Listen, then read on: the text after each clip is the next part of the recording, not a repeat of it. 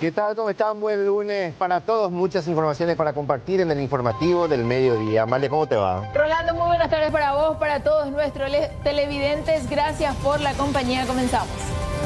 2 reclusos se fugaron de la cárcel de máxima seguridad de Mingaguazú. La policía inició una intensa búsqueda para recapturar. Hace 2 meses que salió de la cárcel y directamente fue a intentar asesinar a su expareja.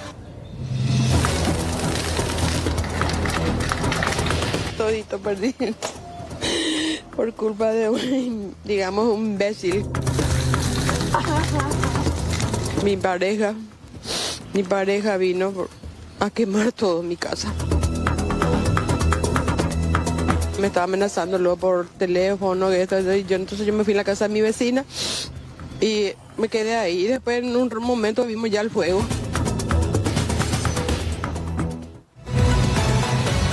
Copaco de mal en peor, porque por un lado hablan de un desvío de más de 1.100 millones de guaraníes, apuntan a funcionarios que todavía están dentro de la empresa, a la par que también hay atrasos en los pagos de miles de trabajadores.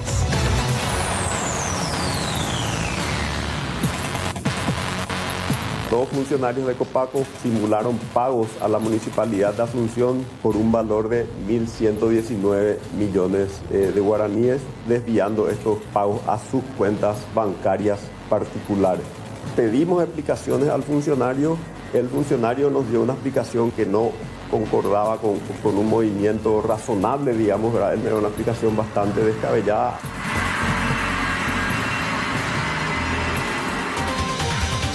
Adelantamos otros títulos. Jennifer Villamayor, ¿qué fue lo que pasó en J. Augusto Saldívar? Barrio Mbocayatú acechado por delincuentes. En una semana 5 viviendas fueron vaciadas por 2 sujetos que se pasan recorriendo la zona, ingresan a las casas a plena luz del día mientras los propietarios se encuentran trabajando. Los afectados ya no saben qué hacer ante esta situación y dicen estar abandonados por las autoridades. En instantes ampliamos. Gracias, Jennifer. Cristian, adelantanos por favor, ¿cuántas horas ya sin energía ahí en la zona de Pirayú? Todo el tiempo, Amalia. Las horas más largas fueron justamente el 31, el 1, el 2 y volvió el 3 la energía eléctrica. Vinimos para reportar 50 familias con problemas de luz, pero ahora se van sumando más vecinos. En breve te contamos qué pasa aquí en el barrio 1 de la ciudad de Pirayú. Excelente, te esperamos. Gracias. Y mucha atención con esta información. Una mujer protagonizó un accidente, pero no solo eso, quedó detenida después de agredir a otras mujeres. Estaba completamente fuera de sí, incluso escupió a los efectivos policiales.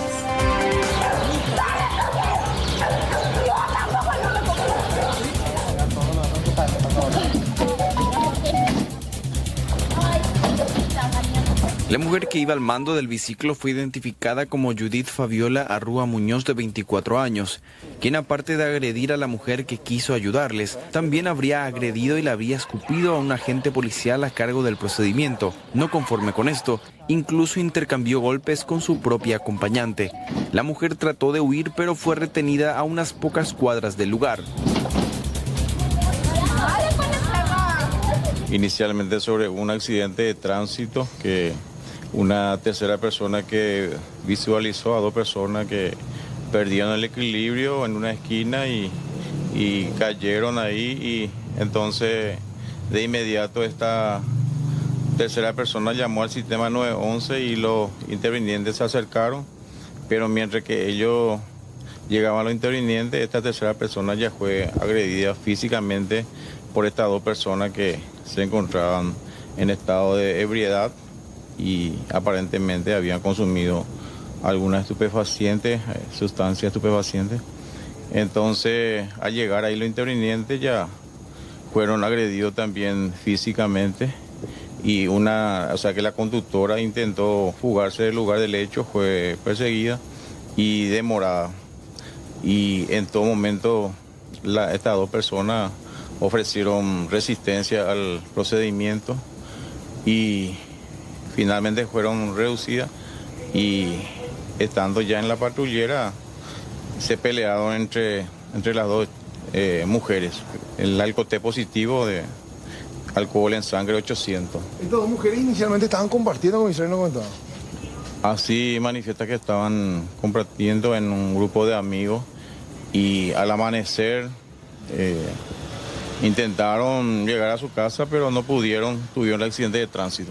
La aprendida fue sometida a una prueba de alcotest que arrojó resultado positivo con 0,878 mgl de alcohol en sangre.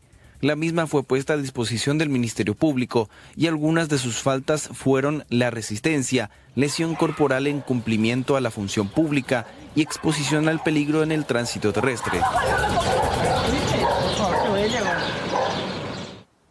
Y literal, en este barrio de Pirayú empezaron con el pie izquierdo el 2026 a consecuencia de la falta de energía. Nuestro compañero Cristian Vázquez está para escuchar el reclamo de los pobladores. Estamos contigo, Cristian. Así es, Amalia, tal cual como contaste, iniciaron con el pie izquierdo. Este transformador es el único que alimenta a más de 50 familias en esta zona, pero hay una característica especial. Cuando se baja la llave de este, empieza a chispear y está a punto de incendiarse, también otras viviendas de otros barrios son afectados. Para que ustedes vean, acá Facundo les va a mostrar todos los elementos que utiliza la gente de la ANDE. Estos son restos de envoltorio de fusibles que se cambian cada vez. Esto es lo que recogimos aquí en el primer momento y se puede ver que ingresando en el patio Yuyal se va encontrando con más y más elementos. Lo que están viendo ahí corresponde a aceite caliente que suele chorrear de estos transformadores. Roberto Pérez, creíamos que eran 50 familias, pero finalmente se están acercando a diferentes barrios para decirnos que sufren del mismo problema, que no es solamente de luz, porque esto también afecta a la provisión de agua. Sí, señor, así es, buen día para todos. Y la verdad que no queríamos llegar a esto, pero a veces el hartazgo te hace que te convierta a otras personas y claramente ya ves el problema que tenemos, ¿verdad? Son años ya de reclamos y no tenemos eco favorable, entonces recurrimos a ustedes, ¿verdad? Porque siempre fuimos muy educados, recurrimos a la ANDE, recurrimos a la municipalidad y no tenemos ecos. Te voy a contar algo un poco de historia, ¿verdad? Nosotros cuando entramos en este fraccionamiento éramos 3 personas nada más. Y como que ven actualmente la población ha crecido un 85%, contando mal y pronto tenemos 50 viviendas. Imagínate estar sin energía eléctrica, hay gente enferma, acá tenemos la vecina que necesita tener su medicamento bien refrigerado y no tenemos la energía suficiente para que podamos hacer este auxilio también. Bueno, señora, vos tenés insulina en tu casa. Los 3 días que estuvieron sin luz en el Año Nuevo, perdiste medicamento carísimo por sobre todas las cosas y totalmente necesario para tu día a día. Sí, desde que me mudé acá siempre tengo problemas y yo soy independiente de insulina y cuando mi insulina se me termina, cuando ya no está refrigerado, tengo que comprar yo y no puedo estar comprando porque son medicamentos muy caros. Y por ese motivo lo que nosotros muchas veces tengo que llevar a vecinos y eso para que se me guarde la insulina y ya no podemos más vivir porque esto ya son cosas de años, no es de ahora. Bueno, señora, vos que tenés niños, es una situación insostenible para ustedes en el barrio. Así es, todos los días es el mismo problema de todos los días, no hay hora y de noche más, todos los días estamos reclamando, o sea, yo estoy reclamando más o menos por día, 10 a 20 veces por día estoy reclamando. No da más esto, porque hay gente que están enferma, así como ella, por ejemplo, hay niños, no dormimos del mosquito, todo un tema, hasta agua, la presión ya no tenemos ni agua por eso, por el tema de la luz también. Bueno, varios vecinos complicados con esta situación, Amalia, compañeros, y aquí es insostenible. Barrio 1 de la ciudad de Pirayú, pero también otros barrios afectados. Bueno, esperemos ver qué es lo que dice la ANDE en las próximas horas con respecto a esta situación. Cristian, hay que ver si no hay también en la zona conexiones clandestinas. Lo importante sería que una cuadrilla pueda llegar hasta el lugar para ver ahí in situ lo que está ocurriendo. Gracias por el contacto. Hablamos de esta tragedia que ocurrió la madrugada de este domingo alrededor de las 4:17 aproximadamente. Las imágenes son muy fuertes del momento en que el conductor de este vehículo termina llevándose por delante a un adulto mayor Hablamos de Juan Cancio Riquelme Jiménez, él tenía 83 años y también su mascota, Tom. Ambos se encontraban compartiendo junto a un grupo frente a un comercio cuando fueron llevados por delante por el conductor de este vehículo. Estamos hablando de Pedro Alexander Mafrudis, de 21 años. Aparentemente esto se dio en medio de una carrera clandestina, eso es al menos lo que se sospecha hasta este momento. El automóvil primeramente terminó embistiendo contra la mascota de la víctima fatal y posteriormente terminó llevándose por delante al hombre de 83 años. Pudieron haber sido muchas más personas porque en las imágenes observamos que habían otras 3 a 4 personas más que se encontraban allí. Amalia. No sé si podemos sacar un ratito el Zócalo, producción, y poner a pleno lo que tiene que ver con el circuito. Ahí ves, Rolando, cómo está el perrito, ahí adelante, sí. Y hay 3 personas sentadas, y fíjate en la silla que está ahí primerita, como arrasa con el perro, sí. Y con la silla también. Ahí estaban 3 personas, pero tenemos otro ángulo también del circuito cerrado que corresponde al interior de esta especie de bodega, entiendo yo, porque ya era la hora en la cual iban a ir cerrando. Había mesas de billar y demás, también ahí está la otra toma, sí. Donde se alcanza a ver que estaban por lo menos 6 personas también ahí adentro. Y ya ven cuando el vehículo impacta contra esa pared. Y también te quiero pedir ahí una pausa, producción, porque se alcanzan a ver, ahí hacemos una pausa, se alcanzan a ver los barrotes de cemento que tiene ahí en varios sectores este local comercial. ¿Y por qué? Porque la nieta que habló con nosotros, y ya la vamos a escuchar, decía, yo ya hice poner esto porque en otras ocasiones ya hubo también una tragedia. Fernanda. Le sumo nomás también que se nota, hay una, en el otro ángulo, en el primero que compartíamos, hay una lomada a unos metros antes. Lomada que el segundo vehículo que viene un poco más lento logra pasar más lentamente, pero se nota que el primer vehículo, que es el que termina chocando contra el señor de 84 años y el perrito, arrasa completamente. Mira, ni se nota cuando pasa por la lomada de tan rápido que ya estaba viniendo, sí. Y la lomada es lo que termina, creo yo, frenando al segundo auto. Lo que hay que ver es qué es lo que dice la Fiscalía y si los vecinos pueden sumar otras imágenes del circuito cerrado. ¿Por qué? Las 2 pruebas que se le hizo de alcotés dieron negativas. No sé hasta qué punto carrera, porque el otro no venía a tan alta velocidad. Ahora sí, frena en una parte, abre la puerta trasera y alguien da la impresión de que le grita algo al conductor del vehículo. Pero sí pueden ser otros factores, de repente algún calzado no adecuado que se le haya trancado ahí justo en el acelerador, ¿verdad? Otra sustancia también. Otra sustancia, o que haya perdido el control, ¿verdad? O sea, muchas cosas, muchos factores, pero la Fiscalía en definitiva tiene que investigar. No, de hecho se está investigando y ya enseguida vamos a saber qué es lo que hay de la Fiscalía con relación a eso que decía, las 2 pruebas de alcotés que dio negativo. Después se pidió por autorización judicial la extracción de fluidos para determinar si tenía alcohol o algún otro tipo de sustancia. Eso vamos a saber si es que ya se tiene el resultado. Pero queremos ir compartiendo las primeras entrevistas en torno a lo que había ocurrido, esta tragedia que terminó con la muerte de este adulto mayor y su mascota. Y como todos los fines de semana, él viene a hacerme compañía. Ya siendo las 4 de la mañana decido cerrar mi local en donde él se queda sentado ahí en esa zona donde ustedes están estacionados. Y yo entro dentro del salón para empezar a meter las cosas para después irnos ya a nuestro domicilio. En eso viene un vehículo a alta velocidad, impacta por el perro que estaba ahí, luego impacta contra mi abuelo y lo lleva y lo aprieta ahí. Este muchacho... aparentemente, según el video, estaban jugando carrera porque estaba con otro vehículo también involucrado, el cual ese vehículo huyó.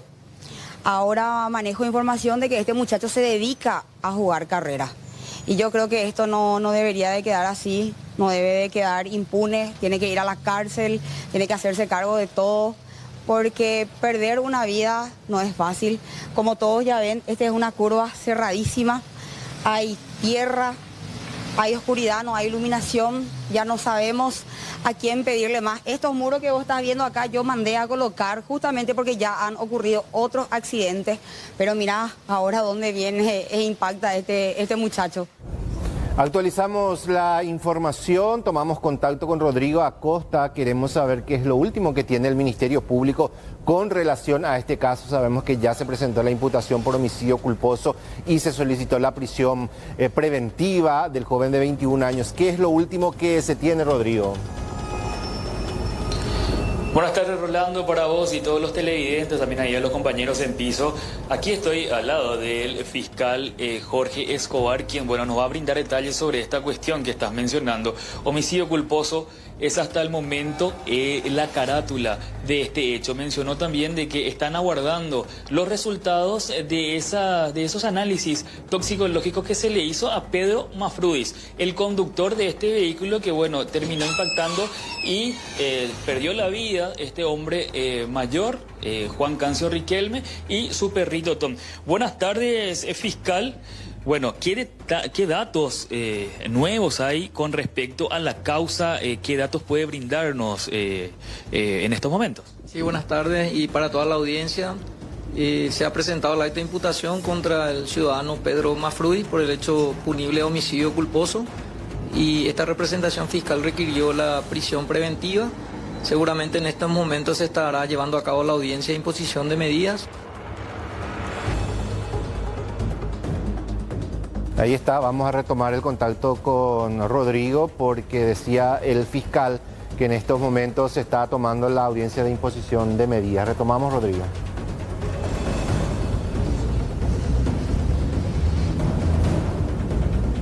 Rodrigo. Y no sé si alguna consulta más me quieras realizar. Sí, doctor, hablabas ya de la imputación, el requerimiento al juzgado, que están esperando el resultado del estudio toxicológico. Bueno, y en ese sentido, lo voy a seguir explicando, ¿verdad? Sí.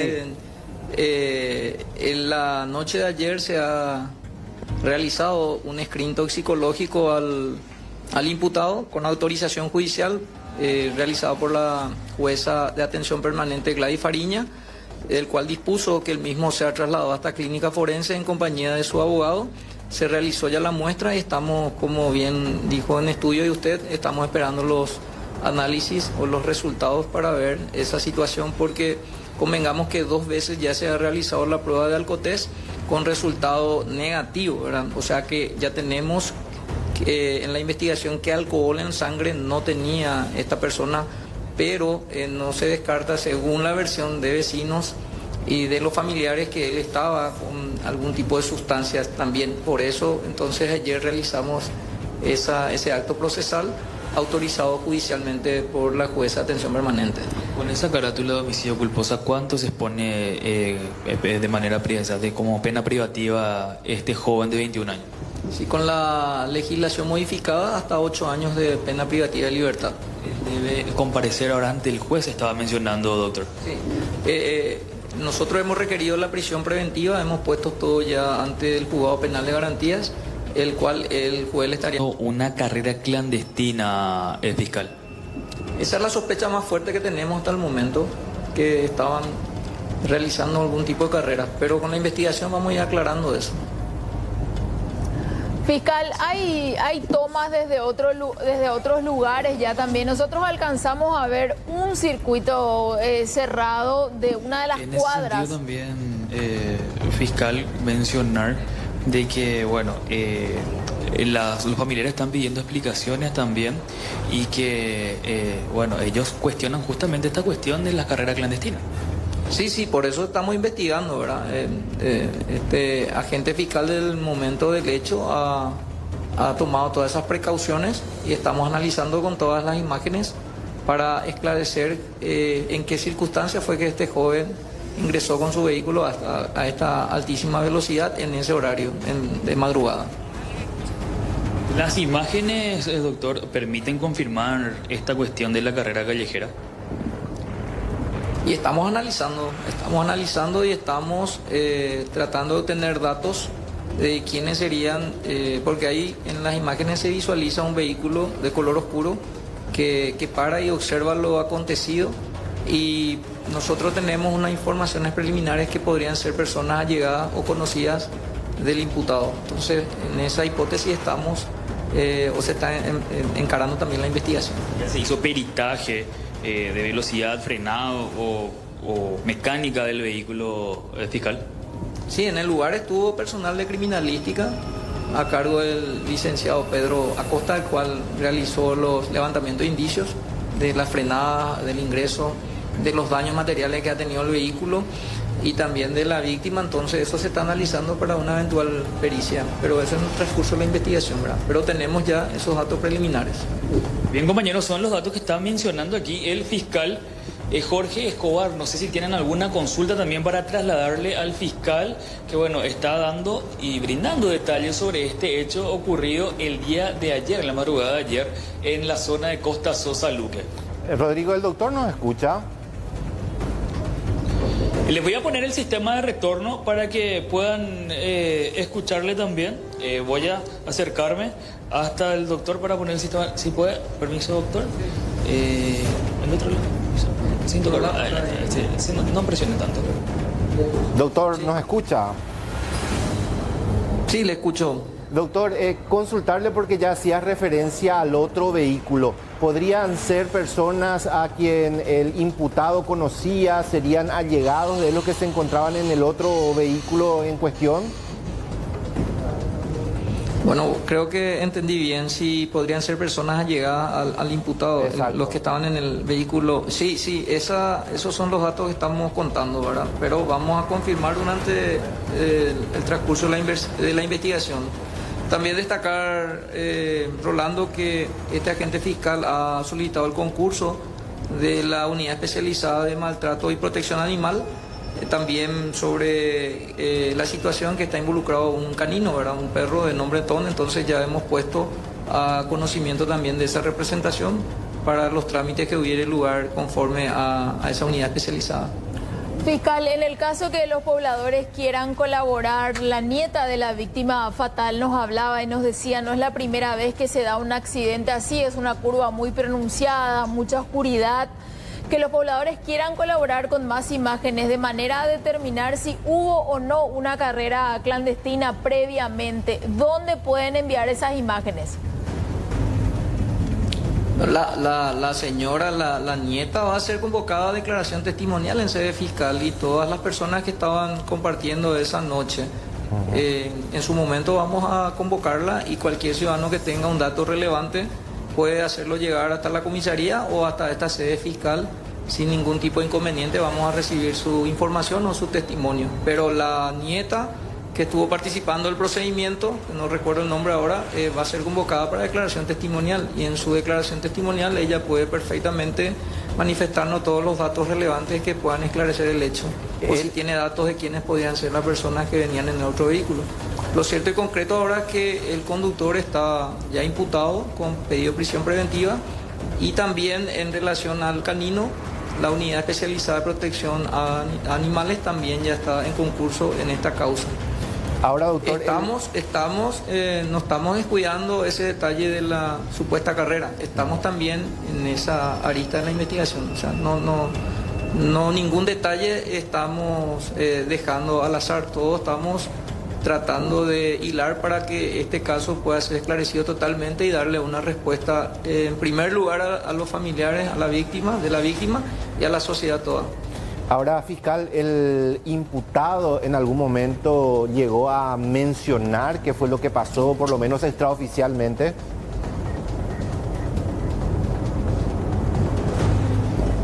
Le consulta, fiscal, si lo que manejan es que se maneja extraoficialmente de cómo sucedieron los hechos.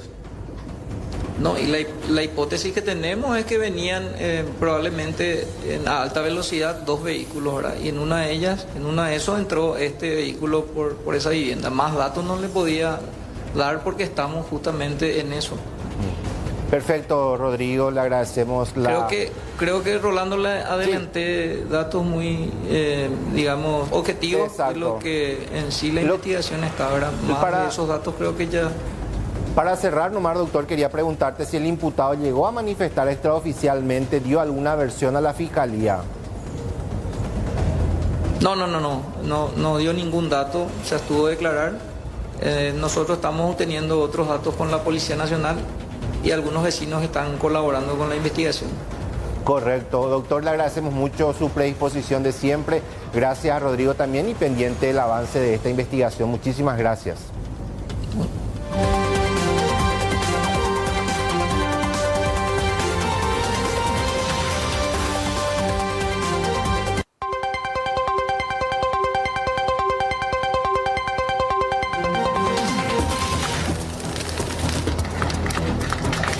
Todito perdí por culpa de un, digamos, un imbécil. Mi pareja vino a quemar todo en mi casa. Me estaba amenazando luego por teléfono, entonces yo me fui a la casa de mi vecina y me quedé ahí. Después en un momento vimos ya el fuego. Una verdadera pesadilla es la que le toca vivir a los pobladores de la zona de J. Augusto Saldívar. Y estamos hablando de 5 familias que fueron víctimas de hurto en un tiempo récord. Jennifer, contanos más acerca de estos posibles delincuentes, por favor. Es así, Amalia, un verdadero calvario están viviendo los pobladores del barrio Kennedy de la ciudad de J. Augusto Saldívar. En el transcurso de una semana, aproximadamente 5 viviendas fueron visitadas por delincuentes. 2 sujetos que rondan por la zona ingresan a las viviendas y las vacían por completo. Inclusive manejamos imágenes del circuito cerrado en donde se puede observar la manera en la que los mismos operan. Rompen en las puertas, ingresan a las viviendas y se terminan llevando todo lo que encuentran. En una de las casas inclusive llevaron hasta la carne que iba a ser cocinada para el almuerzo. La propietaria llegó a la casa, ingresó a su casa y la encontró completamente vacía. Todo esto ocurre a plena luz del día, en horario de la siesta, cuando las víctimas se encuentran trabajando. Hasta el momento, estos delincuentes aún no han sido identificados. Hablamos con una de las afectadas y nos relataba lo siguiente. Le llevaron todo, le vaciaron, le llevaron toda la carne que estaba en el congelador. ¿Hasta la carne? Para su comida le llevaron todo, no tienen nada para su comida. Y eso es lo que me afectó. ¿Cómo era Japaitoi? Japaitoi. Le llevaron todo. Ama ella ne me envió pillaco a o y trabajo jawi ha otro papel se la. Sí, o ahí trabajo ahí na ayer a la siesta lo que le entraron.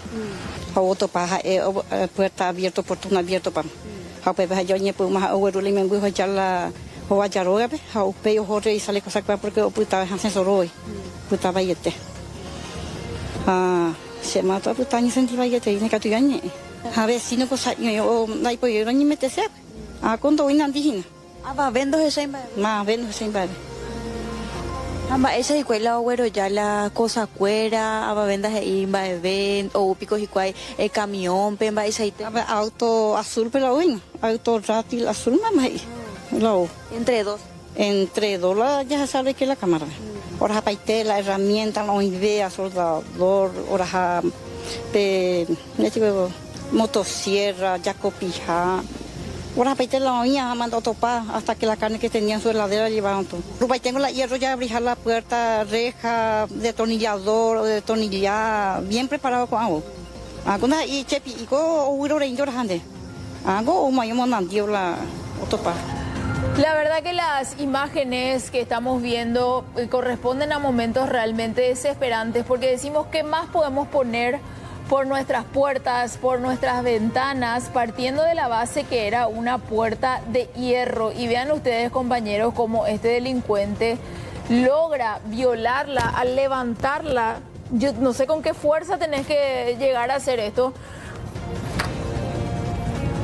Porque yo en principio pensé que era una puerta metálica, algo como más fácil, un alambre más fino, pero estamos hablando de una puerta de hierro. Y también un poco de falta de empatía por parte de quienes vieron y nos animaron a llamar por lo menos al sistema 911, porque evidentemente había un campana o alguien afuera que estaba actuando ahí, porque un lavarropa no llevas así cargado por tu hombro, ¿verdad? Claro, y por otra parte, una casa que tenía una muralla muy alta, quizá eso también impedía un poco ver.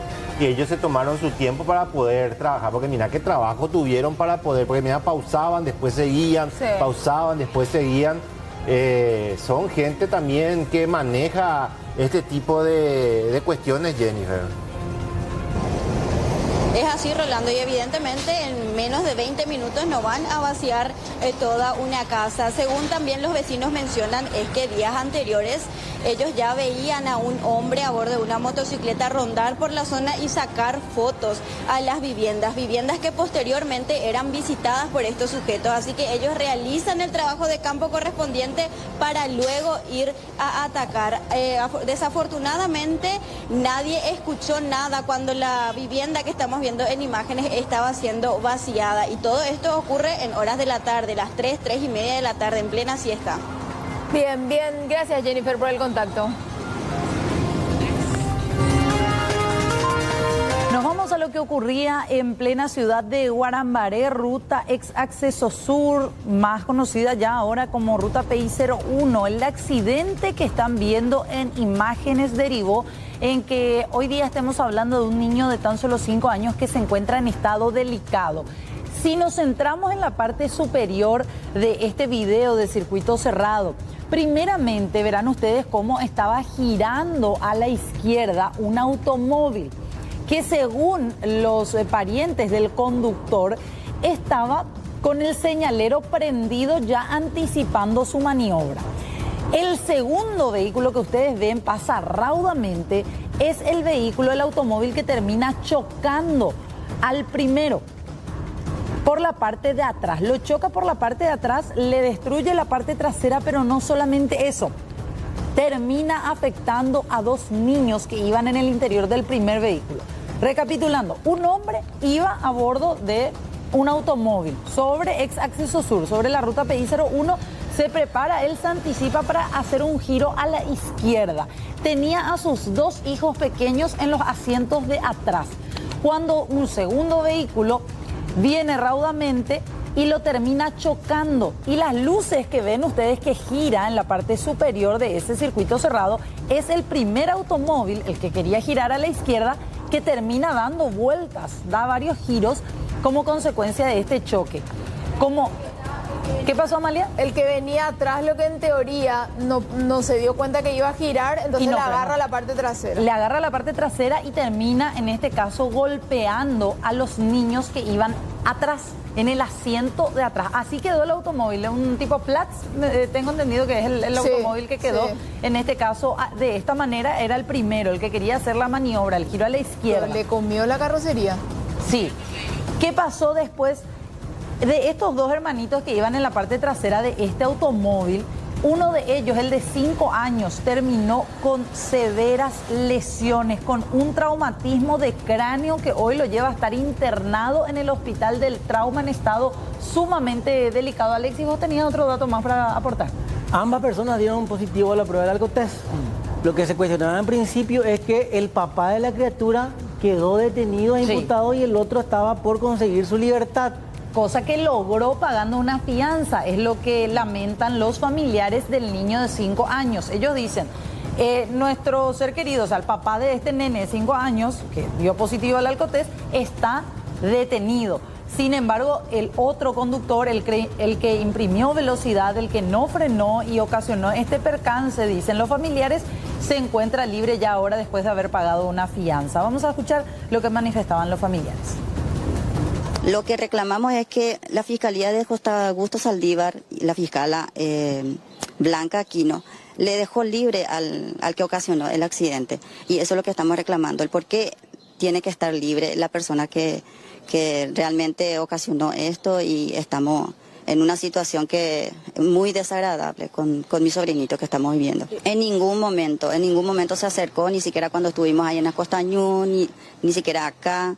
Y es lamentable, la verdad, que esto quede impune, y nosotros estamos reclamando una justicia. ¿Saben ustedes el nombre del conductor de este vehículo? Sí, conocemos, según el abogado, se llama Rodrigo Domínguez, de 33 años, y creo que según también nos informó el abogado que está llevando el caso, es que pagó una fianza de 5 millones y por eso es que ya salió en libertad condicional. También los dos estaban en el auto con su papá. Y mi hijo ahora se encuentra en observación, él presenta tiene un traumatismo de cráneo, tiene hematomas en la cabeza y se le está está en observación por si el sangrado aumenta, él tiene que entrar en quirófano, ser intervenido quirúrgicamente, ¿verdad? Se le tiene que drenar esa sangre que está ahí. Y ahora está en observación él. ¿Y la otra criatura de qué edad, qué lesiones? Gracias a Dios a ella no le pasó nada. La peor parte se llevó mi hijo porque, sí, el más chiquitito. Y es lo que está con traumatismo de cráneo más sangrado en la cabecita. Bueno, y a propósito de problemas en el tránsito, peligro por sobre todo, vamos a este tipo de prácticas que ponen en riesgo no solo los conductores de motocicletas, sino también a quienes transitan por lo general siempre al costado o muy expuestos a estos irresponsables del volante. Estas primeras imágenes nos trasladan rápidamente hasta la zona de Concepción, ¿no? Sí, terrible porque esto ya ha tenido varias consecuencias. Ya hemos visto, por ejemplo, accidentes en donde, este es de Pilar, sí, el primer caso nos lleva a Pilar, sí. Acá, primeramente, se busca identificar a estos jóvenes y esto es en la circunvalación, donde frecuentemente estos adolescentes, inclusive gente muy jóvenes, desafían a la muerte. Es un trayecto donde transitan camiones de gran porte. Precisamente este es el objetivo de la circunvalación de Pilar, evitar que los vehículos de gran porte ingresen a la ciudad para que estos directamente vayan a otros tramos que los conduzcan ya hacia Cerrito, hacia otras rutas que vayan a ciudades productivas del departamento de Ñeembucú y los conecten a zonas más portuarias. Bueno, es un trayecto donde transitan camiones de gran porte, por eso es que acá se ponen en riesgo y ponen en riesgo a otras personas. Ustedes saben las consecuencias de esto. Muchas veces trato de ser muy gráfico, traumatismo de cráneo con pérdida de masa encefálica como mínimo o aplastamiento completo cuando quedan debajo de las ruedas de un camión de gran porte. Hay que decirlo. Es más, a veces relatamos en el lugar de los hechos cómo queda una persona aplastada por un camión, carne molida, así de crudo hay que ser, ¿sí? Y así de crudo sobre el asfalto. Vamos a Concepción y siempre sobre rutas. Varios jóvenes acá, ¿qué decirles, no? Varios jóvenes nuevamente protagonizan una carrera clandestina. Esto es la ruta PI05 Belén, tramo Belén-Concepción. También la policía busca identificar a estos jóvenes de la zona que practican este tipo de, yo no sé si llamarle deporte extremo. Deporte no es, porque los deportistas por lo general lo hacen en pistas aseguradas y con medidas de seguridad. Pero serían de la zona, porque son sus motocicletas y en la base de... Mira el colectivo, el camión de gran porte. Acá está lo que les decía, si sacamos el Zócalo y recapitulamos esta imagen, son 4 motocicletas las que vemos. En medio mismo circula una y que se cruza un camión de gran porte. Si agarraba el camión de frente al conductor de al menos una motocicleta, Amalia, Rolando, Fernanda, iba a pasar lo que yo les decía recién. ¿Cómo iba a quedar este muchachito contra el asfalto? Con el cerebro reventado, como mínimo, ¿sí? Ahora bien, algo que a propósito de todo esto, porque esto se repetía acá sobre el acceso sur, ex acceso sur, ruta PI01, Bora Bora te devora. Voy a decir el lugar porque ahí se juntaban los muchachos. Y no es precisamente dentro de la discoteca, ahí enfrente, afuera. Cito la discoteca como referencia. Ahí era el punto de encuentro. Una vez nos sacaron una patada de ahí en cobertura de noche y madrugada porque se enojaban. Hasta a la policía. Esta vez cabe destacar que hicieron un trabajo efectivo. A diferencia de otras veces porque trabajó la policía, trabajó la patrulla caminera y esta vez sí, por fin trabajó la fiscalía porque le dio la fuerza necesaria para sacar de circulación a estos irresponsables, Amalia. Pulgar arriba en esta oportunidad, sí, a todas las instituciones que trabajaron. Ahora, me pregunto yo, súper bien, sí, este fin de semana, ¿cuánto tiempo va a durar esto y a qué otras ciudades pues van a migrar con este tipo de operativo? Porque esto hay que hacer, hay que decirlo, a nivel país. Solemos reportar los lunes, martes, sí, lo que pasa en Encarnación, en la Costanera, es la misma historia, con diferencia que en la Costanera no hay gente que está ahí viviendo en la zona. Acá tenés adultos mayores, bebés, niños con autismo de repente que tienen que soportar los roncadores, la música a todo volumen, lo que tiene que ver con la polución sonora. Y otra cosa, ¿qué van a hacer cuando esta gente retire otra vez su moto? ¿Se van a ir otra vez al mismo lugar? A veces ni retiran porque están por falta de documentos. Y algunos tenían antecedentes también. Y algunos muchachos estaban con antecedentes y son las motos que después hacen wheeling o juegan carrera. Y estos ya dejan su moto y retiran otra. Y retiran otra. Vamos a la nota, o roban otra. A denuncias ciudadanas que recibimos constantemente, la Policía Nacional, a través de la Dirección de Policía del Departamento Central, implementó entre noche y madrugada este operativo especial de control de vehículos de personas en la zona. Y dicho sea de paso, resultó con altamente positivo con la incautación de 69 motocicletas por falta administrativas, una persona aprehendida con alcotés positivo y la incautación de su vehículo. Otro vehículo, un automóvil, también fue incautado con la conductora alcotés positivo, pero fue liberado por falta administrativa porque no sobrepasaba el grado de alcotés. Este operativo a través de la Dirección de Policía ya va a ser cada fin de semana, porque entendemos que solamente los fines de semana, especialmente los sábados, se juntan estos inadaptados motociclistas que vienen y sitian la zona. A través del Consejo de Seguridad y Participación Ciudadana estuvimos trabajando en conjunto, recepcionando todas las denuncias ciudadanas, y en base a eso se implementó este operativo que ya va a ser constante en la zona. De milagro, esta mujer está con vida. Cristian, contanos más, por favor. ¿Qué tal, Amalia? María Angélica Espínola tiene una casa a 2.000 metros aproximadamente de la ruta PI02 en el kilómetro 28. Vino su pareja, la amenazó, le dijo que le iba a quemar a ella adentro. Ella creyó esta amenaza, entonces se va a la casa de su vecina.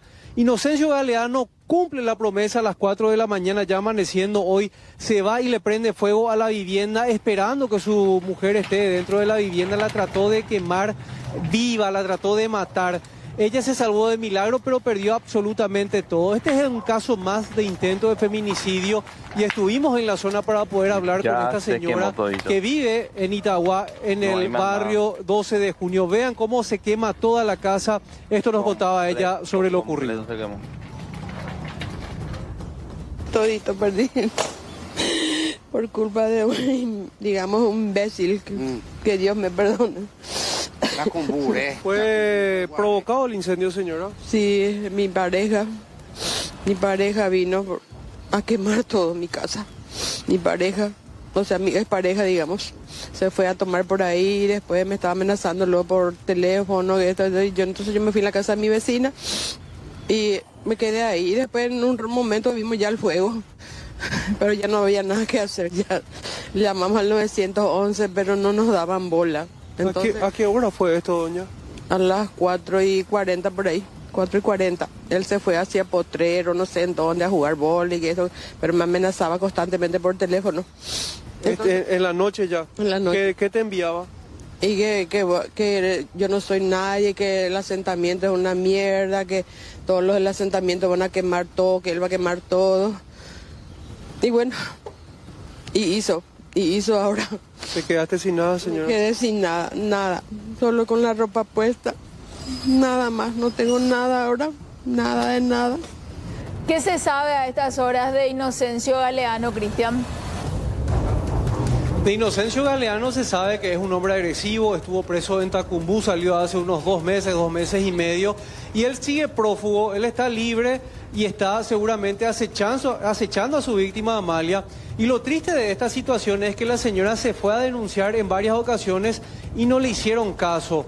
¿Cuándo viene la policía? Cuando ya se da el incendio esta mañana y nos salvamos de tener el reporte de una víctima más de feminicidio. Pero Inocencio Galeano, expresidiario, está libre y seguramente acechando a la víctima. Ese es el problema, Cristian, ahí está, ese es el problema. Entonces ahora que convocan cumbres, consejo por la ola de feminicidio, pero al final no hacen nada. Este es el claro ejemplo. La señora hizo 1, 2, 3 veces la denuncia, nunca recibió una respuesta. ¿Cuándo aparece la policía? Cuando le queman la casa. Ese pues es el principal problema. Ahora se alarman por el tema de los feminicidios porque van a convocar a cumbres, a consejos, a reuniones, pero acá lo que tienen que hacer es prestar atención a cada víctima que va a hacer la denuncia. Por ahí pasa a evitar este tipo de situaciones. Acá en todo este tiempo, ¿cuántas veces, Rolando, Fernanda, televidentes, hemos escuchado que la víctima dice: yo ya hice mi denuncia y la policía no me quiso tomar? O yo llegué hasta la fiscal y no me tomó en serio, me dijo que faltaba esto, aquello.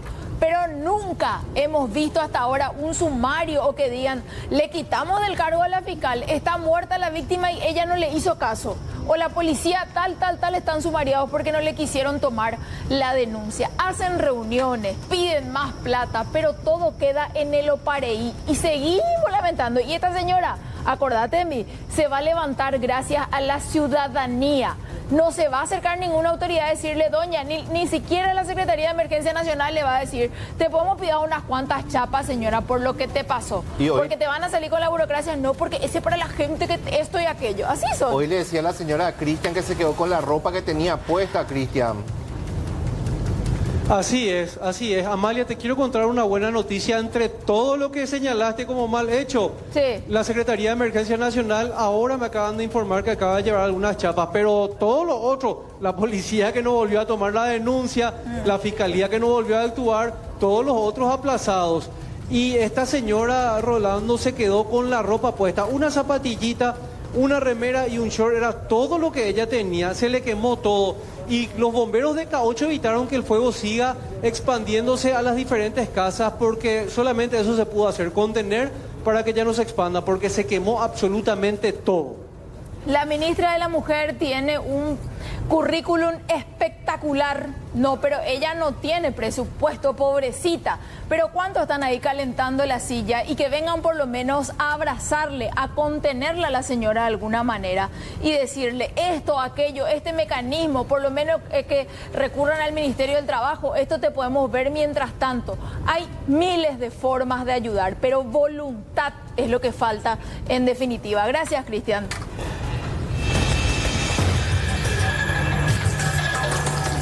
Celos, fuego de por medio es también el condimento perfecto, lastimosamente, para este caso que nos lleva hasta el barrio Santa Librada, aquí de la ciudad de Asunción, porque no se descarta que el incendio de este automóvil que están viendo en imágenes haya sido de forma intencional. Un incendio que redujo a chatarra este automóvil que estaba estacionado frente a una vivienda durante la madrugada. Como les decía, hablan de la posibilidad de que se haya tratado de un ataque intencional. El hecho ocurrió en el barrio Santa Librada, Asunción. Bomberos voluntarios acudieron de urgencia tras la llamada de los vecinos que se percataron de que este auto estaba envuelto en llamas. Al llegar, los voluntarios lograron sofocar rápidamente el fuego, aunque el rodado ya fue consumido en su totalidad. La hipótesis de un trasfondo de violencia machista nuevamente sería en este caso la que cobra más fuerza, porque se habla de que en un aparente ataque de celos se toma esta decisión de quemar este vehículo. Se halló un bidón con combustible en las inmediaciones del rodado siniestrado. Vamos a escuchar lo que decía el bombero, el teniente Nicolás Cáceres. Aproximadamente a las 2 de la mañana se recibió la alerta de un incendio de vehículo. El mismo estaba estacionado frente a una vivienda, tipo departamento. Y bueno, se apersonaron al lugar los compañeros, sofocaron el incendio Y bueno, según comentarios de los vecinos y lo que se pudo ver en el lugar es que aparentemente había sido provocado el incendio. Se desconocen las causas, ¿verdad? Pero es lo que se comentó, y también con personal policial en el lugar se encontró un bidón de 5 litros con restos de nafta. Y también se procedió a evacuar justamente la casa donde estaba enfrente el vehículo, ya que fue afectada por la radiación del calor. Entonces procedimos a evacuar eso por seguridad de los ocupantes. Estaba estacionando frente a una vivienda que era del propietario, entonces. De la propietaria, era una mujer la afectada. Los vecinos llegaron a mencionar que fue provocado, ¿verdad?, aparentemente por un tinte pasional, y más que eso, esa es la información que brindaron ellos. ¿Por celos, aparentemente, según lo que mencionaron ellos, ¿verdad? O sea, ¿un hombre habría sido el que prendió fuego al...? Un hombre, sí. En el auto no, afortunadamente no había nadie. En la casa había una sola persona que era la dueña del vehículo. Ustedes recordarán que el 1 de enero en la zona de Azoteú una mujer fue asesinada de forma brutal. Ella tenía apenas 27 años y se convirtió en el primer caso de feminicidio del año. Estamos hablando de Juana González Gómez. Ese día ella fue hasta este arroyo a buscar agua. Detrás fue su concubino, Gregorio Gavilán, de 60 años. Pocos minutos después, el hombre llega apurado a la casa donde estaban sus hijos menores, agarra sus pertenencias y desaparece del lugar.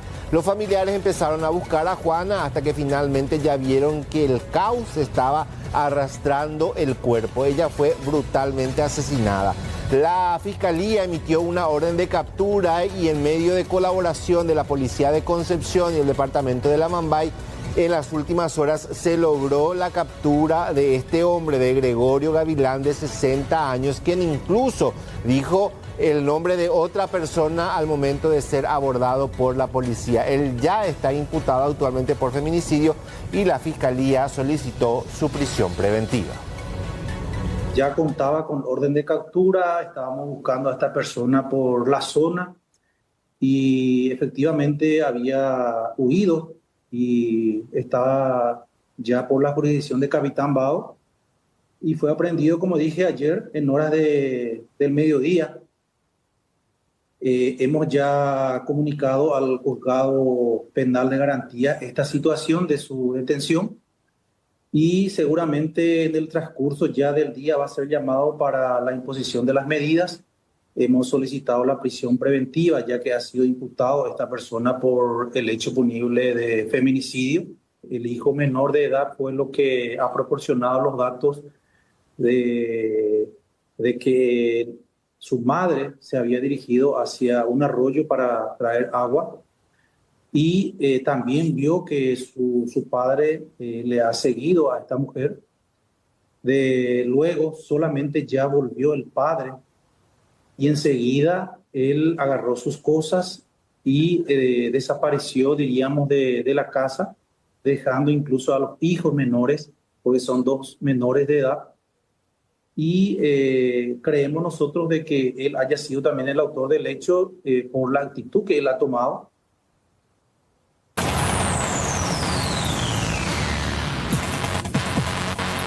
Dos funcionarios de Copaco simularon pagos a la Municipalidad de Asunción por un valor de 1.119 millones de guaraníes, desviando estos pagos a sus cuentas bancarias particulares.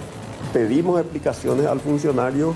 El funcionario nos dio una explicación que no concordaba con un movimiento razonable, digamos, ¿verdad? Él me dio una explicación bastante descabellada.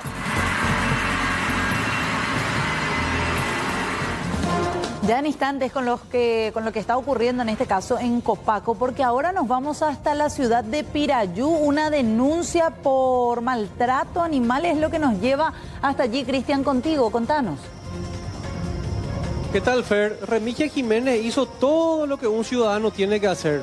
Se fue a la comisaría, se fue a la fiscalía, hizo la denuncia, se fue a hacer una ampliación. Como estaba diciendo recién Amalia, uno hace el proceso pero no pasa nada. Le mataron al perro con varilla de hierro a uno hace unos meses. Y ahora hay perros heridos porque también son agredidos. Remigia, contame un poco por favor lo que pasa y esta inacción también de la justicia. verdad que sí.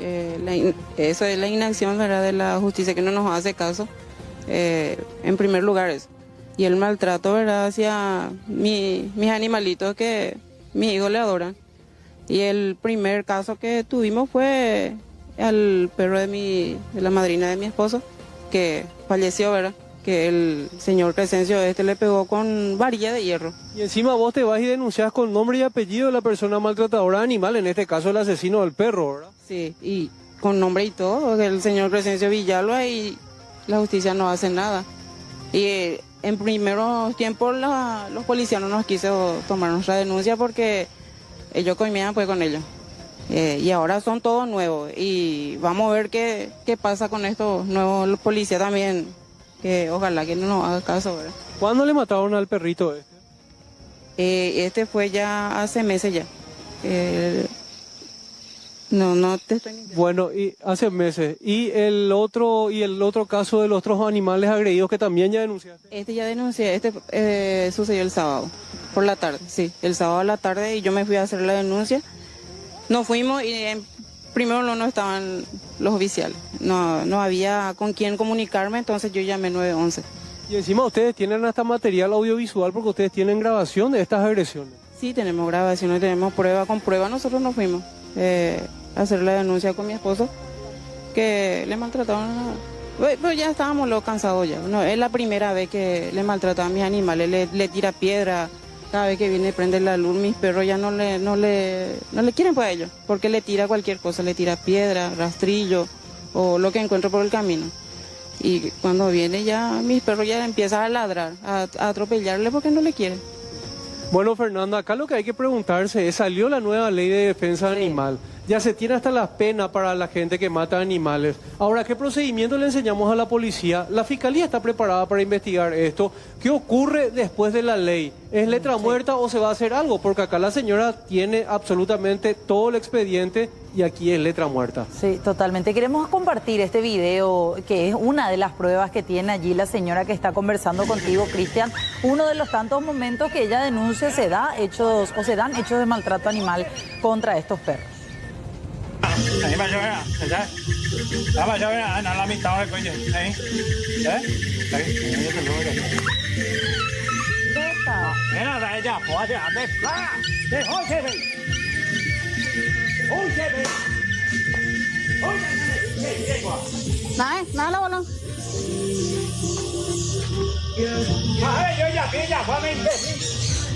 Bueno, ahí está el reclamo también del dueño de estos animales hacia su vecino, del porqué de la reacción, ¿verdad?, de este hombre a la vez. Ojalá, Cristian, que este reclamo sea escuchado. Estamos compartiendo ahí las imágenes de estas, son las heridas de uno de los animales. Estas son las heridas de uno de los animales, Fer, y la pregunta es, ¿el ciudadano tiene que empezar a hacer justicia por mano propia? ¿Por qué tanta inacción por parte de la justicia?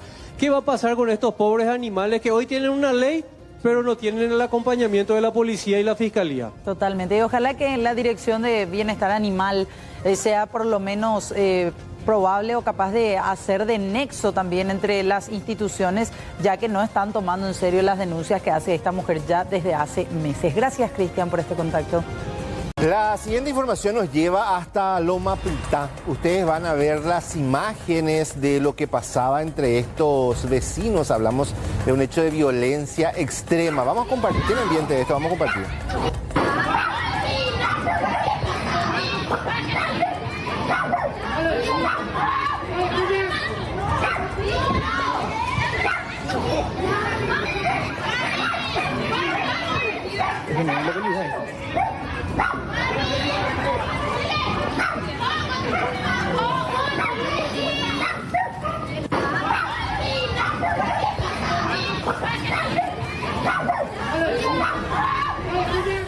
Y está Juan Salinas trabajando en vivo. Queremos saber cuál fue la detonante de este conflicto, Juan. Es así, Rolando, ya hace varios meses estos vecinos vienen en un conflicto aquí en la zona del barrio Virgen Las Mercedes, también conocido como barrio Botánico. Vamos a conversar también aquí con las personas que denuncian esta situación resguardando su identidad por temor a represalias. Bueno, vamos a conversar con ellos. Doña, contanos cuál es la situación que se viene dando ya hace un tiempo aquí en el barrio. Buenas tardes, sí, ya recurrimos a los canales porque esto ya se vuelve insostenible. Tenemos una vivienda edificada sobre la calle, sobre la vereda, en la cual nos... ¿Es la que estamos viendo ahí enfrente? La que está ahí enfrente, donde obstaculiza la entrada de vehículos. Mi entrada principalmente no puedo salir porque ponen otra vez, aparte de la edificación mal hecha, ponen otra vez sus planteras, estacionan motos, entonces ya no dificulta que entre los recolectores de basura, aparte la clandestinidad de la electricidad que corre peligro porque la pasada se incendió todo uno de los aires que 24 horas trabaja. Y la ANDE para que puedan también hacer su seguimiento porque son varios cables y siempre nos está dejando sin energía eléctrica a la cuadra. En todo esto se desencadenó el día sábado, donde interrumpieron este grupo de patotas, vamos a llamarla así, porque estaban en un estado etílico. Entraron en mi domicilio y nos golpearon brutalmente a mí y a mis hijos, en la cual hicimos la denuncia, llamé al 911 en varias oportunidades, que después de varias horas tuvieron que recurrir, ¿verdad? Entonces nos sentimos inseguros ahora, porque ya no podemos salir así. Esto ya se tornó bastante fea la situación, porque antes de que pase a mayores queremos una solución y que la municipalidad haga su trabajo de venir a verificar si está en condiciones o no, porque el desagüe cloacal ya pasa enfrente de mi vereda y los camiones que pasan ya están también destartalando esa parte. Entonces, o sea, una serie de irregularidades que ustedes vienen denunciando hace rato. Hace rato. Ya hicimos la denuncia en la municipalidad, vinieron a hacer su seguimiento, pero necesitamos ya otro tipo de apoyo. Y acá decías, este pasillo que vamos a ver ahí, funciona supuestamente como un aguantadero de personas en situación de adicción. Familiares de los personales que estoy nombrando, es un aguantadero de adictos que también estamos en zozobra de ese lado. Y acá con los vecinos también que están apoyando esta causa, de ver cómo podemos llegar a una solución, porque vamos a ser vecinos siempre. Y así sí es que ve. Acá también está, no sé si me dice producción, hay tiempo. Vemos que está también la otra parte del otro lado, no sé si hay tiempo para también intentar conversar con ellos. Vamos a aprovechar y vamos a escuchar también así para tener las dos versiones. Don, ¿qué tal? Te veo que estás grabando acá. Contame, ¿cuál es la situación que se viene dando acá con los vecinos denuncian? Bueno, te voy a decir una cosa, esta gente nos está acusando. Acá, por ejemplo, esta es una zona afectada al Ministerio de Defensa Nacional. Nadie tiene título. El que diga que tiene título de propiedad está mintiendo. Eso yo sé categóricamente. Segundo, que nos están acusando de microtráfico, cosa que no es cierto. Yo le vendí al presidente de la República del Paraguay, Santi Peña, mi casa, la casa de mamá, por 1.200 millones de guaraníes. La situación aquí no es ni siquiera, ellos no mencionaron en ningún momento el tema de la venta de drogas, sino lo que están mencionando es la construcción de esta vivienda. Yo tengo en las reuniones donde esta Gladys Quiñones dijo que no somos traficantes, que esta es una caseta para venta de drogas. Lo que ellos cuestionan es la construcción de esta vivienda que realmente está sobre la vereda. No, está en la vereda, era una casilla lo anteriormente, pero eso no hay problema. Pero acá la municipalidad no tiene ninguna injerencia porque la cuestión es una afectación del Ministerio de Defensa. La municipalidad no tiene injerencia acá. Y la supuesta comisión es MAU. No tienen asesoría jurídica, ellos no tienen nada, no tienen representación legal, ni siquiera conocen las leyes. Pero van a decir, a mí me van a hablar de leyes. ¿Usted es abogado? Soy prácticamente más que un abogado. ¿Por qué? ¿Cuál es el título que viene por el abogado? Conozco mucho de abogacía. ¿Pero estudiaste derecho? Sí, estoy. ¿Te recibiste? No, hasta ahora, pero me estoy por recibir. Bueno, ¿y cuál es la situación? Y bueno, están la obstrucción. Dice, mira allá en la curva, hace un metraje allá. Bueno, ¿Y te parece que es justo que allá en 2 metros y acá digan que en 6 metros dice que dónde está la obstrucción? ¿Te parece? No hay ninguna. Si recorremos, todo allá hay 2 metros nomás. Después allá hay unos escombros. Allá están unos escombros. Están obstruyendo. ¿Y quién dice nada? Bueno, ahí están las dos versiones, Juan, entonces, de las partes afectadas. Esperemos también que se pueda llegar a una mediación para evitar que el conflicto siga creciendo, considerando a esas fotografías que vimos, hechos de violencia, personas heridas, y que esto no vuelva a repetirse. Gracias, Juan. Bueno, hablamos ahora de un hecho de gravedad cometido por una mujer en estado de gravidez, sí, porque la misma fue acusada de perpetrar un robo a pesar de estar embarazada y fue detenida. Hurto agravado, inclusive es la carátula de este hecho. Imágenes de circuito cerrado captaron el momento en el cual la sospechosa fue evidenciada perpetrando este hecho. Fíjense que finalmente así fue captada tras robar prendas de un local comercial, varias inclusive, y otros artículos. Con la ayuda de las cámaras de circuito cerrado se pudo localizar e identificar a la misma, pero 24 horas después fue liberada y aparentemente el estado en el que se encuentra fue un factor preponderante y se tuvo en cuenta para que ella recupere su libertad. Este hecho se produjo en la zona de Ceballos Cue. Realizamos un trabajo mancomunado con gente de investigaciones, la Comisaría 17 de San Francisco, y empezamos la investigación. Gracias a Circuito Cerrado pudimos ver hacia dónde se dirigió todas esas cosas y empezamos a averiguar y hablamos con algunos vecinos, quienes dieron datos importantes, logrando identificar a la persona. Llegamos hasta el domicilio, donde pudimos recuperar ya una buena cantidad de los objetos hurtados. Y posterior, en horas de la tarde, pudimos ubicarle a la chica en el barrio María Auxiliadora, zona Pipoca, donde también tenía el resto de las cosas. Inmediatamente le pusimos a disposición en la fiscalía, y eso fue el viernes, y la fiscalía a la vez le puso a disposición el juzgado y sábado a la noche salió en libertad con algunas medidas alternativas. El momento de la aprehensión, pues siempre se le tiene que hacer el diagnóstico médico. En este caso se le hizo en el materno infantil de Loma Puta, en donde se pudo constatar la gestación de 5 meses. Tenía en su poder ropas varias, calzados, carteras, cintos, todo de dama, de mujer. Nos vamos hasta el este del país de la mano de nuestro compañero Joel López para hablar de la fuga de reos del penal de Mingaguazú. Joel, ¿cómo estás? Buenas tardes.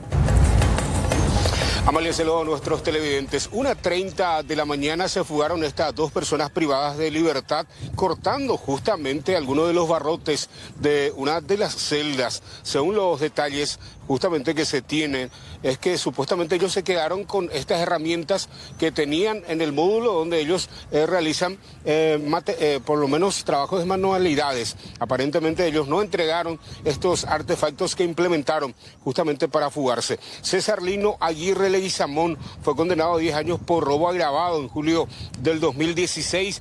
De acuerdo a los antecedentes, interceptó junto a un cómplice a un señor frente a un colegio en Ñembú. Lo dispararon en el pie para despojarle de su motocicleta mientras aguardaba justamente a su hija y a su esposa. También se escapó Justo Pastor Morel, de 50 años, condenado a 15 años de pena privativa de libertad por robo agravado. En noviembre del 2022 fue detenido junto a su hermano en Villa Ayes. En su poder hallaron armas, municiones, uniformes policiales y dinamita.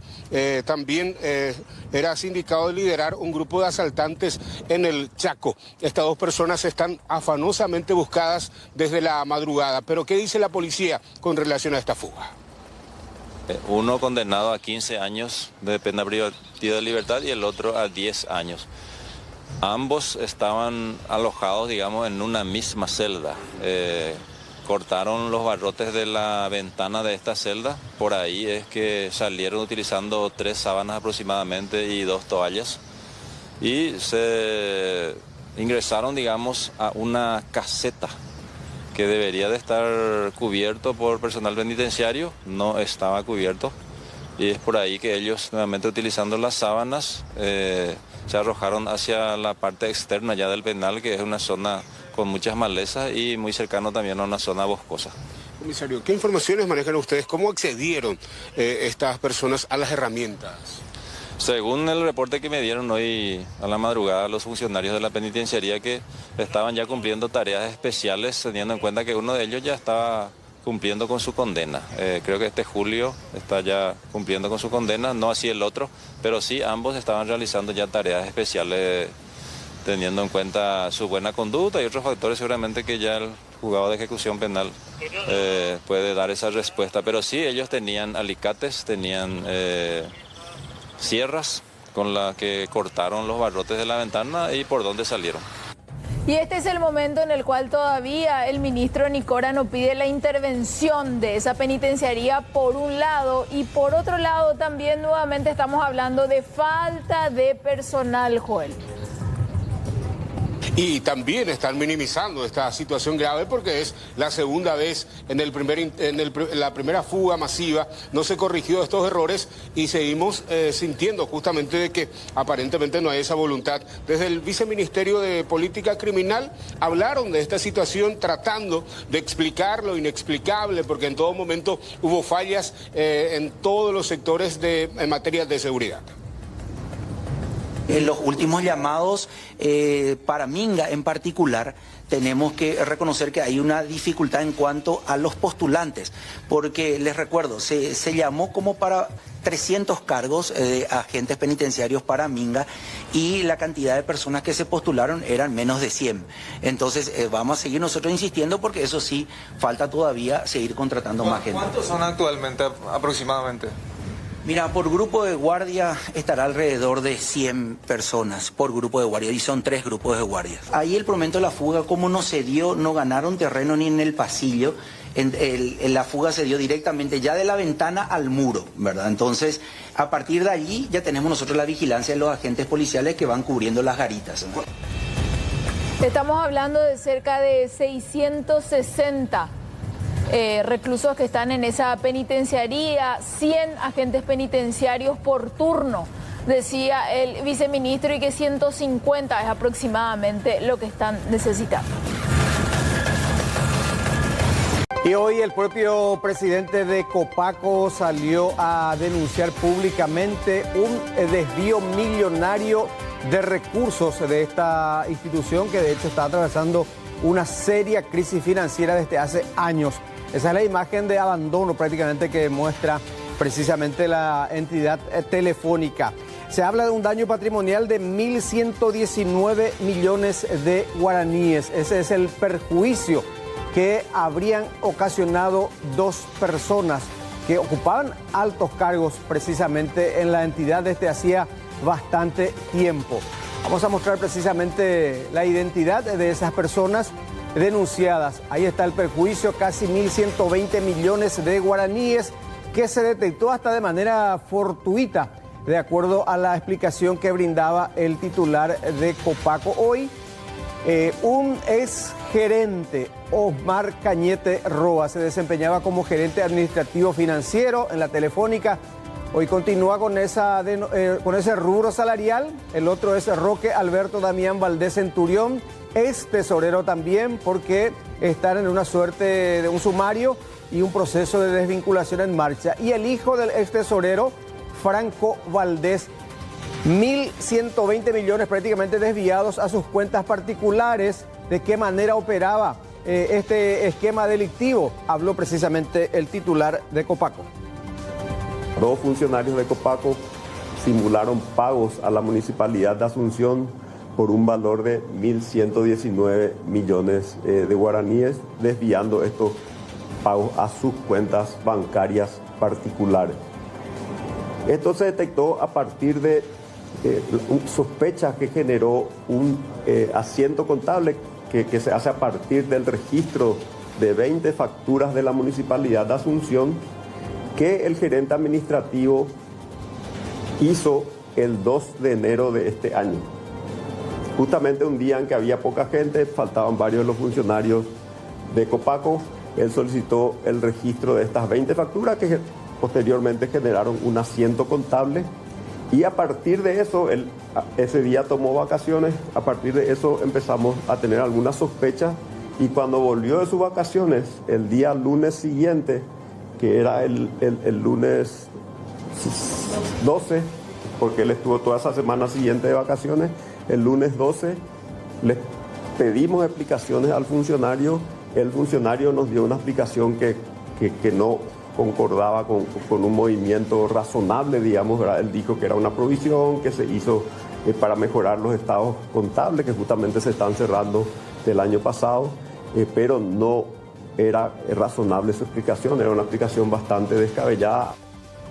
Descabellada la explicación, decía Oscar Starr, quien también reiteró que la denuncia ya obra en sede fiscal, una imputación posiblemente por lesión de confianza y producción de documentos no auténticos, porque estos funcionarios denunciados habrían falsificado documentos de pago supuestamente no solamente al municipio de Asunción, sino a otras comunas del interior, inclusive para señalar pagos inexistentes. Esta es una factura original, como ustedes ven, tiene el sellito de la municipalidad que ellos te imprimen cuando uno paga la factura. Y acá en estas facturas, en algunas no tiene el sello, ¿verdad? Solamente dice pagado, pero en otras se ve que él intentó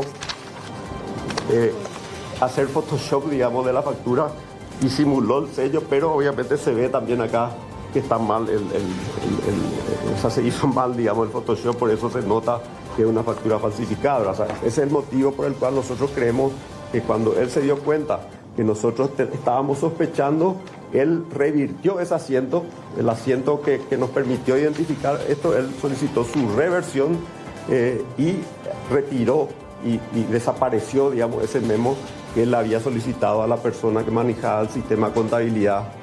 Bueno, y todos sabemos que Copaco arrastra una crisis financiera desde hace años realmente. Hay que señalar que el último balance del año 2024 se constata esa pérdida, 533.000 millones de guaraníes.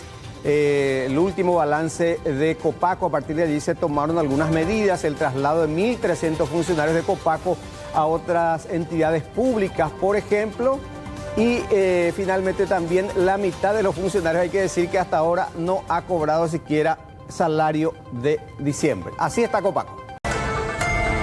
Buenas tardes, Paraguay, bienvenidos a la sobremesa IDM. ¿Qué tal, Rolando? ¿Cómo estás?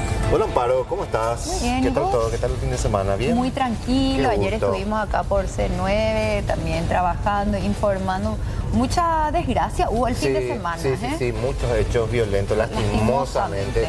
Muchos hechos que lamentar, hechos trágicos se dieron este fin de semana. Y vos sabés que hechos que también son lamentables, si bien no son trágicos de alguna manera, son los más de 80 casos que hasta la fecha tenemos hoy, 19 de enero 2026, de menores de edad desaparecidos.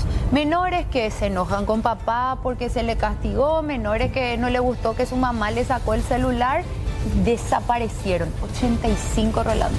Bastante, son adolescentes que se encuentran en una etapa sensible también, que deciden irse. Y vos sabés que, Amparo, eso implica también un gasto, porque hay un departamento que se dedica a la búsqueda y eso también implica recursos. Muchas veces tiene que emplear recursos para atender este tipo de casos. Todos los paraguayos entonces terminamos pagando estas situaciones, ¿verdad? Ahora bien, ¿qué pasa, Rolando, cuando hay familias que ya de alguna manera son conocidas en la comisaría porque su hija o su hijo cada tanto se revela y se manda a mudar cuando le ponen ciertas restricciones o le ponen la famosa mano dura? Ey, hasta acá nomás, ¿verdad? No les gusta y desaparecen. Ha habido casos de familias que cada tanto se van a reportar la desaparición. Exacto, y hay familias también que denuncian, luego aparece ese chico, esa chica que estaba con paradero desconocido y ya no avisan, entonces forman parte también de las estadísticas y se les tienen todavía como desaparecidos. Hay mucha gente que no avisa que su familiar volvió. Y hay otros que también, de alguna manera, familias que comentan que se van y ya no se le da la prioridad porque se le da prioridad a familias cuyos hijos están recientemente desaparecidos, y si ellos ya pasaron por lo mismo antes, ya le dicen de alguna manera, no, vos sabés que tu hijo ya cada tanto lo desaparece, entonces no es nuestra prioridad. Lo que sí rescato y veo y aplaudo de hecho es que ahora las denuncias por desaparición se toma con la seriedad que corresponda, porque desaparece una persona, inmediatamente ya se publica la orden de búsqueda y localización, se activan todos los protocolos y eso es interesante, pero todavía quedan muchas cosas pendientes. Bueno, y ya le damos justamente la bienvenida también, Rolando, al oficial segundo Ramón Vera, él es jefe de la División de Registros de Personas Desaparecidas. ¿Cómo está, oficial? Bienvenido. Sí, muy buenas tardes. Sí, estoy desempeñando el papel de jefe de la división del Registro Nacional de Personas Desaparecidas, es lo que sería RENAPED según la ley 7605. Oficiales, así como estábamos comentando con Rolando, se dan estos casos así, que a veces hay familias que cada tanto sus hijos desaparecen. Sí, hay casos reincidentes, tenemos muchos casos reincidentes, si bien igual se le da la importancia que amerita. También nosotros manejamos en el departamento especializado un triage, lo que sería lo mismo que tienen los hospitales, ¿verdad? Un orden de prelación de los casos. Claro, ¿cuál es más urgente? Por supuesto. ¿Y qué determina cuál es más urgente y cuál es menos urgente? La edad, la condición de vulnerabilidad del menor o ya sea de la persona ya adulta, ¿verdad? De la tercera edad. Por ejemplo, podríamos darle máxima prioridad a un menor en estado de vulnerabilidad que posee algún tipo de capacidad diferente, o un adulto mayor que tiene algún tipo de enfermedad degenerativa como es el Alzheimer o la demencia senil. Son las personas que están más vulnerables. Quienes más desaparecen siguen siendo los que se encuentran en esa franja etaria de la adolescencia entrando a la juventud. Efectivamente, de 13 años a 17 años son los adolescentes, ¿verdad?, que más desaparecen, por así decirlo, desaparecen, porque en realidad en la mayoría de los casos son adolescentes fugados de sus casas. Y ahí quiero entrar, estábamos viendo un poquito las estadísticas y de los 85 de este año, 60 ya fueron localizados, pero 25 siguen desaparecidos. Sí, son investigaciones que siguen en curso, que son personas que no quieren ser localizadas. Con algunos mantenemos comunicación fluida por medio de las redes sociales, por el WhatsApp, pero ellos no quieren revelar su ubicación justamente por el miedo de que por su condición de menor de edad están sujetos al cuidado de sus padres. Y ahí entramos. ¿Cuáles son las razones por las que un adolescente quiere escapar y no quiere volver con su familia? Sí. O estos casos de estos menores que usted dice que no quieren ser localizados porque es víctima de violencia, abuso sexual, ¿qué es? Sí, si bien esos casos se dan, pero en muy bajo porcentaje, en los casos donde más registramos este tipo de hechos son de rebeldía. Como bien sabemos, ¿verdad?, la adolescencia es una etapa difícil donde se producen cambios hormonales y también hay mucha rebeldía, está lo que le conocemos como el despertar sexual. Entonces ellos ven un mundo que se abre a sus ojos y tampoco son lo suficientemente maduros para entender el peligro que representa, así como sus obligaciones para con sus padres. O sea, sería más o menos que se escapan con el noviecito o con la noviecita.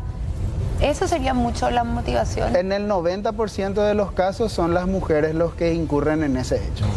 Y de estos 25 que quedan, que decía, con algunos estamos en contacto, otros no quieren ver, no se hacen localizar, hay también casos de que ya retornaron y por ahí la familia decide no comunicar, no avisar.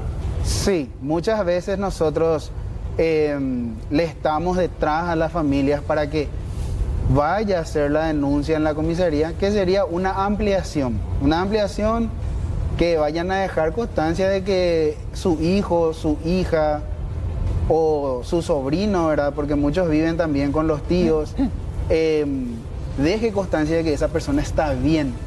Y también hoy en día con lo que es nuestro protocolo de alerta, MAFE, le solicitamos por lo menos una foto para tener una prueba de que eso es verdad. Ahí quiero entrar. ¿Qué pasa si es que después, o sea, no, la familia dice, bueno, no avisa que fue encontrado? En el caso de que sigan desaparecidos, ¿después de cuánto tiempo ustedes dejan de buscar? ¿Hay un tiempo donde vence? Porque me imagino que también decir, bueno, no aparece, algo le habrá pasado. Nunca dejamos de insistir. Para eso nuestro departamento posee todos los recursos necesarios para apersonarnos al lugar. Siempre estamos insistiendo, pero lastimosamente la gente siempre nos está evitando.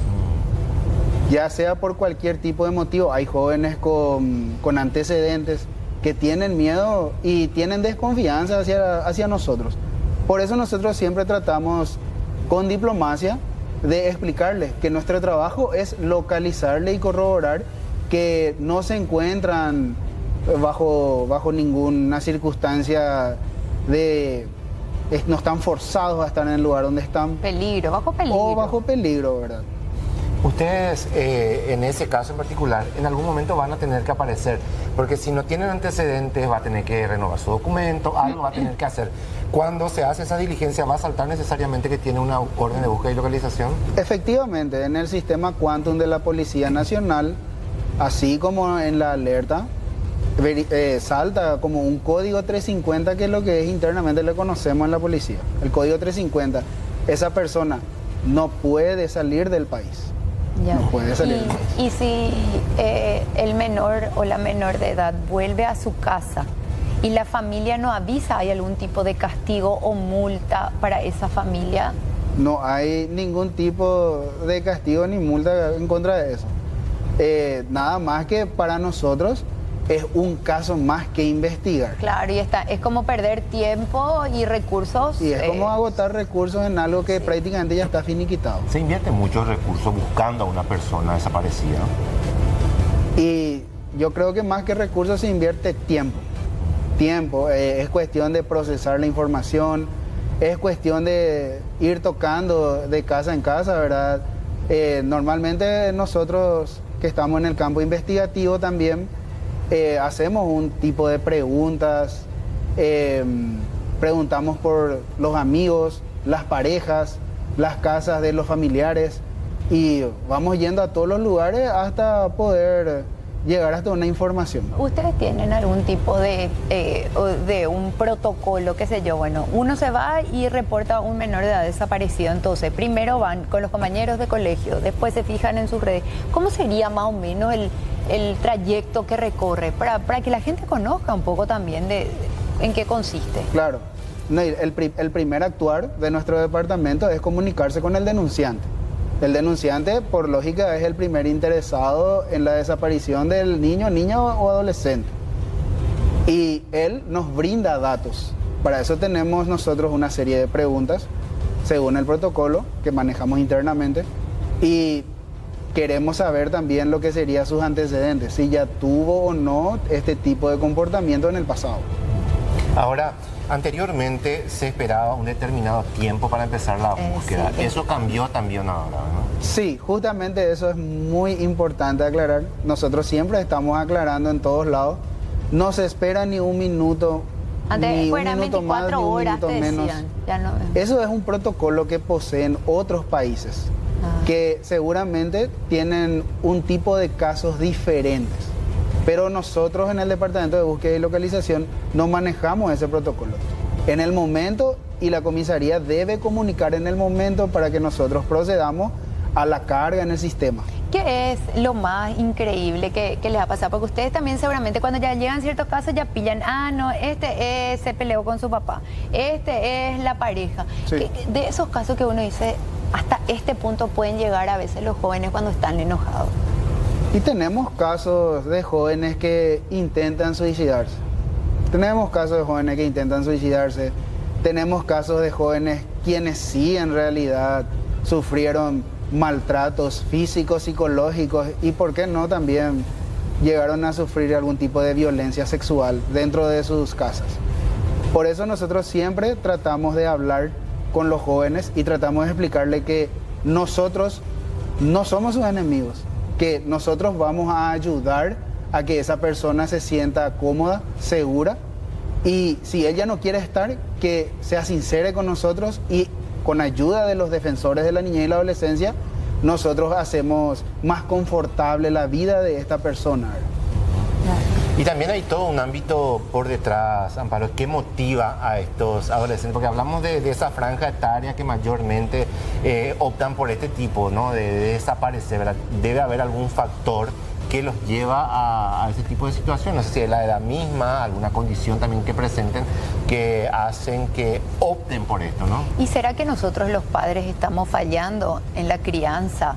Que nuestros hijos de repente no pueden aceptar un no, porque siempre tratamos de complacer, y para eso también vamos a hablar ya con la psicóloga Patricia Caniza, que ella nos va a contar un poquito, a tratar de entender la parte emocional y la comunicación que debe haber. Comunicación asertiva entre padres e hijos. Licenciada, bienvenida. Muchísimas gracias, Amparo. Gracias por la invitación, para vos también, Rodrigo. Un placer estar hoy pudiendo tocar un poco este tema que ya están abordando. Bueno, ¿qué les lleva muchas veces? Pues estábamos hablando acá que la franja etaria donde los chicos más desaparecen son entre 13, 14, hasta los 17 años son los que más desaparecen. Hay muchos factores. A ver, ¿cuál es el análisis que se podría hacer? ¿Es la convivencia con los padres? ¿Es la edad misma, licenciada? Bueno, hay varios factores. Primero, tener en cuenta de que se dejó el diálogo y la conversación que hay entre los padres e hijos. Ahora podemos darnos cuenta de que el celular es la vida de ya sea adultos como adolescentes. En este caso, los adolescentes, empezando desde niños, están mucho tiempo con el dispositivo porque encontraron una manera de poder entender sus emociones. Como no hay un diálogo con los padres, es más todo imposición, entonces encuentran hasta con un ChatGPT, encuentran una forma de diálogo o una forma de comprensión que no existe en casa. Y esa es una cultura que debemos de cambiar. Antes había mucha permisividad y hoy una forma de castigo es, bueno, si no haces lo que te digo, te quito. Y al no haber esta comprensión por parte de las familias, ni un diálogo, hay esta mayor resistencia afectiva de parte del adolescente. Ya, licenciada, ahora bien, ¿qué es lo que le motiva de repente a un niño, a una adolescente a decir, no me importa nada, yo salgo porque no quiero aguantar sus reglas? Porque básicamente eso es, no me interesa lo que ustedes digan, acá se hace lo que yo digo y me voy, sin pensar los peligros, la calle, claro, a los que se ven expuestos. Sí, uno es la incomprensión, la falta de diálogo, la falta de empatía también, y por sobre todo el no sentirse validados. Hay mucha indiferencia ahora en cuanto a una legitimia de poder expresar las emociones tanto de los padres como de los hijos.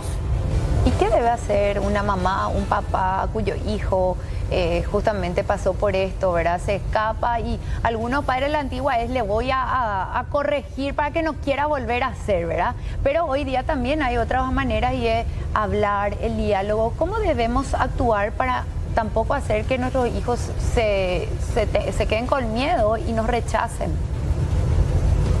Primero, buscar un tiempo como familia de poder tener conversaciones saludables, no imposiciones, conversaciones. Preguntar cómo me siento, no como un interrogatorio, sino más bien, ¿qué te pasa? ¿Cómo podemos ayudar? Hay muchísimos amigos o compañeros que pueden darnos otros consejos, pero qué mejor que nuestros padres si nos encontramos en una posición de no imposición. Hablar no es el castigo, porque cuanto más hacemos eso, mayor rebeldía tenemos de parte de nuestros jóvenes.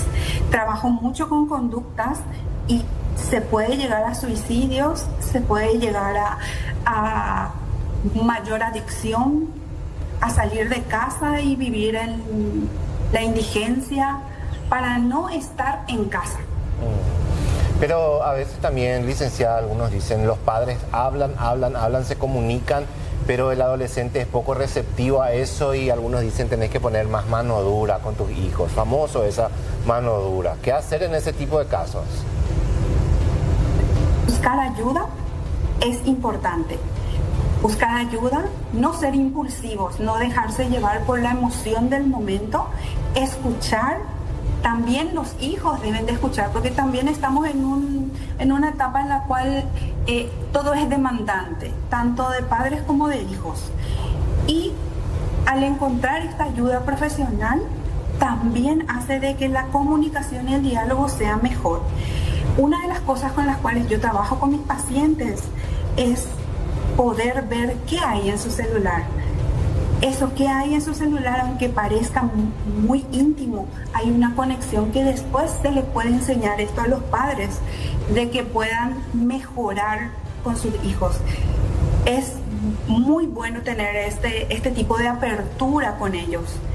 Hay que escucharles y no esperar a que ocurra algo malo primero para reaccionar o ir a la policía, amenazarles con conductas en las cuales nosotros podemos tomar otro tipo, porque aprendimos que bajo la fuerza está ese cambio y no es así. También está en el valorar lo que uno tiene. Gracias, licenciada, muy amable, muy valioso su tiempo y sus recomendaciones. Así entonces hablamos con la psicóloga Patricia Cañiza. Ahora bien, Rolando, digo yo, ¿qué pasa si un menor de edad o una menor de edad que se niega a ser encontrado y dice, bueno, no porque yo sufrí abuso, abusaban sexualmente? ¿Qué hace ahí entonces la policía encargada de localizar? Yo creo que ahí ya entra a tallar el juzgado de la niñez, ya entran a tallar otras instituciones también que entran a mediar ahí, considerando que está el interés superior del niño, ¿verdad? Sí, en primera instancia somos nosotros los que mediamos. Somos nosotros los que tratamos de entrar en confianza. Y si te dicen eso, ¿qué hacen ustedes ahí oficial, verdad? Porque es grave, una acusación grave, un abuso sexual. Claro. Y lo primero que hacemos es tratar de ubicarle, tratar de apersonarnos al lugar y ponerle directamente a disposición del juzgado de la niñez. No le entregan al progenitor o a la persona supuestamente abusiva, eso como para que se entienda también, ¿verdad? Claro, por supuesto, de ninguna manera vamos a nosotros de forma arbitraria a hacer eso. O sea, siempre. Ustedes buscan, localizan y ya dejan a cargo de la fiscalía o del juzgado y a partir de ahí ellos ya siguen con el proceso así, ¿verdad? Nunca le dejamos solo. Siempre estamos en comunicación con el juzgado y de acuerdo a lo que el juzgado dispone, nosotros personalmente le llevamos a ese adolescente en el lugar donde ella nos dice si se va a quedar con el papá, si se va a quedar con la mamá, si se va a quedar con la encargada. Nosotros personalmente le llevamos bajo custodia segura. Y por último, ¿le ha tocado ya casos así donde el menor se esconde justamente por una acusación así grave de violencia o de abuso? Sí, nos ha tocado casos. Directamente le ponen bajo resguardo de la justicia. Sí, normalmente cuando el joven ya tiene 15 años, ya está en esa edad, se le pregunta con quién quiere estar. Y entonces nos procedemos a comunicarnos con esa persona y el juzgado tiene una conversación y bajo papeles se le entrega. Qué interesante. Importante eso, saber también.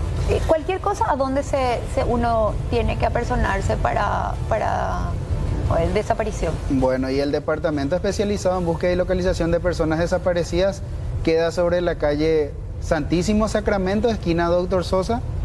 Nuestro número de emergencias es el 130, también es opcional el 911 y por supuesto el 147, que es de la niñez y la adolescencia. Importante anotar y tener en cuenta esos datos. 130. Exactamente. Oficial, nosotros le agradecemos muchísimo por compartir esta tarde con nosotros. Seguramente vamos a seguir hablando más adelante. Importante saber también el manejo y el tratamiento que ustedes le dan cuando se trata de casos de personas desaparecidas. Gracias por estar con nosotros. A ustedes también por la invitación. Gracias. Estamos siempre a las órdenes. Muchas gracias.